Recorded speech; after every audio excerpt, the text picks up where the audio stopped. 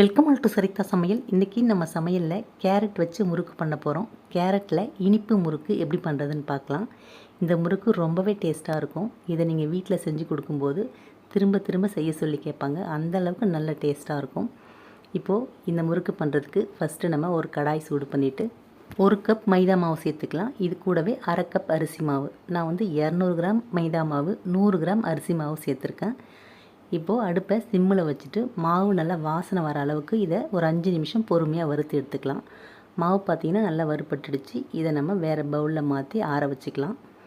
இப்போது அடுத்து ஒரு மிக்ஸி ஜாரில் 2 கேரட்டை மேல் தோலெல்லாம் சீவிட்டு சின்ன சின்ன பீஸாக கட் பண்ணி சேர்த்துக்கலாம். இது கூடவே கொஞ்சமாக தண்ணி சேர்த்து நல்லா நைஸாக அரைச்சி எடுத்து ஒரு பவுலில் வடிகட்டிக்கலாம்.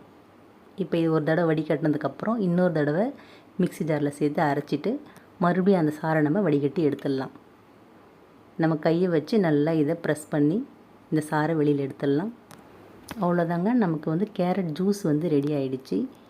இப்போது இது கூடவே பார்த்திங்கன்னா 4 ஸ்பூன் சர்க்கரை சேர்த்துக்கலாம். அடுத்து இதில் கொஞ்சமாக உப்பு சேர்த்து இதை நல்லா மிக்ஸ் பண்ணி விட்டுடலாம். இப்போது சர்க்கரையும் உப்பும் நல்லா கரைஞ்சதுக்கப்புறம் இதை எடுத்து ஒரு ஓரமாக வச்சிடலாம். அடுத்து நம்ம வறுத்து ஆற வச்ச மாவு பார்த்திங்கன்னா நல்லா ஆறிடுச்சு. இந்த மாவு கூடயே பார்த்திங்கன்னா நான் வந்து 1/4 ஸ்பூன் அளவு நான் வந்து குக்கிங் சோடா சேர்த்து ஆற வச்சுருந்தேன். கண்டிப்பாக நம்ம குக்கிங் சோடா சேர்த்துக்கணும்.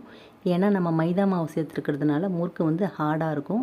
நம்ம குக்கிங் சோடா சேர்க்கும்போது முறுக்கு நல்லா முறுமுறுப்பாக இருக்கும். அதனால் 1/4 ஸ்பூன் மட்டும் நம்ம குக்கிங் சோடா சேர்த்துக்கலாம். சேர்த்துட்டு இது கூடவே பார்த்திங்கன்னா 1 ஸ்பூன் வெண்ணெய் சேர்த்துக்கலாம். அடுத்து இதில் 2 ஸ்பூன் சூடான ஆயில் சேர்த்து நல்லா இதை மாவோடு சேர்த்து மிக்ஸ் பண்ணி விட்டுடலாம். மாவு பார்த்திங்கன்னா நல்லா மிக்ஸ் ஆகிருச்சு. இப்போ நம்ம ரெடி பண்ணி வச்ச கேரட் ஜூஸை இதில் சேர்த்து பிசைஞ்சிக்கலாம். இதில் நம்ம தண்ணி சேர்த்து பிசைய தேவையில்லை. அதுக்கு பதில் தான் நம்ம கேரட் ஜூஸ் சேர்த்து பிசைகிறோம்.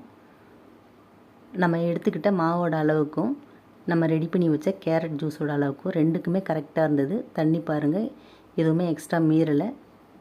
அதே மாதிரி மாவு கொஞ்சம் இந்த அளவுக்கு லூஸாக இருக்கணும்.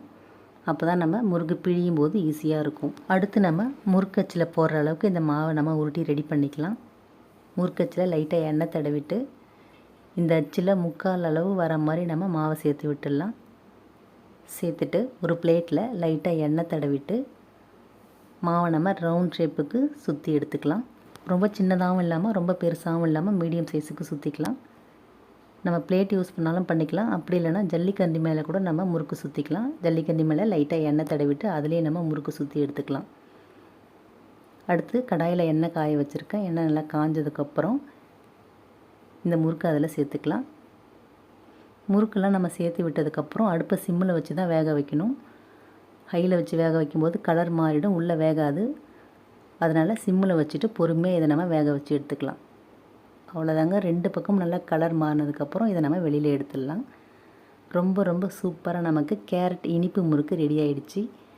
நீங்களும் ட்ரை பண்ணி பாருங்கள். வீடியோ பிடிச்சிருந்தால் லைக் பண்ணி ஷேர் பண்ணி கமெண்ட் பண்ணுங்கள். என்னோடய மற்ற வீடியோஸ்லாம் பார்க்கணுன்னு நினச்சிங்கன்னா சரிதா சமையலுக்கு சப்ஸ்கிரைப் பண்ணுங்கள். தேங்க்யூ.